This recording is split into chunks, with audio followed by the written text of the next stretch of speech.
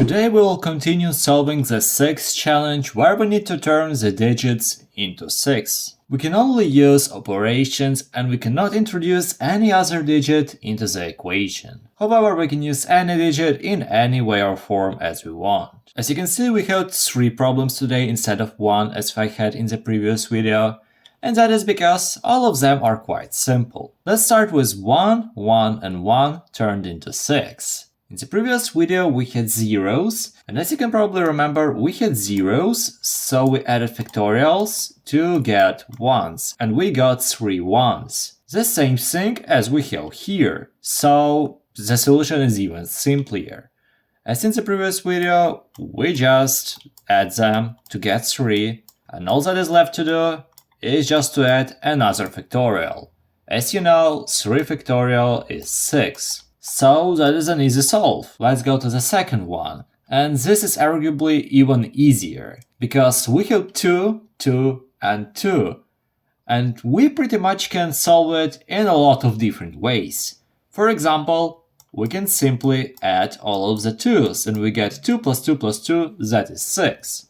Simple. Wait, if you like the explanation so far, please consider subscribing. Thank you! What we can also do, we can add a multiplication sign here, and here we add plus. So we get 2 times 2 plus 2, we get 6. But that is not all. 2 is a really weird number, so we can pick this 2, add it as an exponent, and then we add the third 2. And we get 2 to the power of 2 is 4, 4 plus 2, 6 again. If you will find another solution, let me know in the comments. And the last one, we get 3, 3 and 3.